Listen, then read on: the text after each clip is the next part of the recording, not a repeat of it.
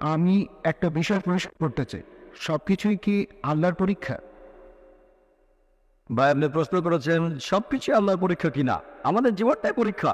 মাঝে মধ্যে আমরা নিজেরাই নিজেদের জন্য সমস্যা তৈরি করি, আমরা নিজেরাই নিজেদের সমস্যা তৈরি করি। এই জীবনটা আসলে পরকালের জন্য একটা পরীক্ষা। তাহলে তো ব্যাপারটা দাঁড়াচ্ছে কেউ বেহেশতে যেতে পারবে না, কারণ মানুষ মাত্রই ভুল করে।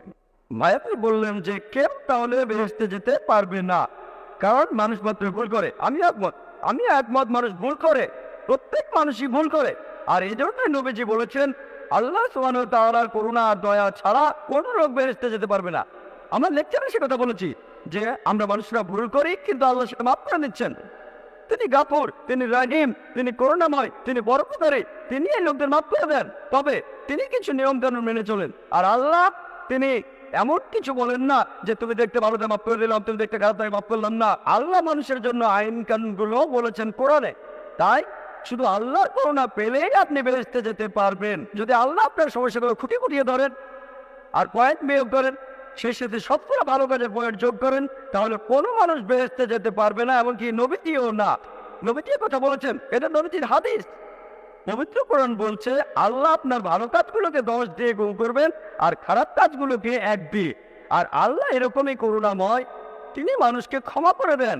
তবে একটা অন্যায় তিনি ক্ষমা করবেন না। পবিত্র কোরআনের সূরা নিসার 48 নম্বর আয়াতে উল্লেখ আছে এবং সূরা নিসার 116 নম্বর আয়াতে উল্লেখ আছে যে অন্যায়টা তিনি কখনোই ক্ষমা করবেন না, সেটা হলো শিরক, আল্লাহ ছাড়া অন্য কারো উপাসনা করা। অন্য কোনো অন্যায় হয়তো তিনি ক্ষমা করতে পারেন, আর আল্লাহকে ছাড়া অন্য কোনো দেবতার উপাসনা করা, এটা হলো সবচেয়ে বড় অন্যায়। আশা করি উত্তরটা পেয়েছেন। আপনি কি আরো কিছু বলতে চান ভাই?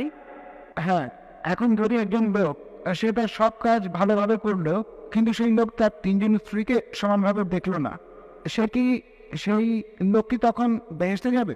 যদি কোনো লোকের 3জন স্ত্রী থাকে আর সে সমান বিচার করতে না পারে, সে কি বেহেশতে যাবে? হ্যাঁ যাবে। কেন যেতে পারবে না? কারণ আমাদের পক্ষে পুরোপুরি নিষ্পাপ পাওয়াটা খুবই কঠিন। আপনি তো বললেন সব মানুষই ভুল করে, অনেক মানুষই ভুল করে। আপনার মনেও কোনো খারাপ চিন্তা আসতে পারে, এটাও তো ভুল।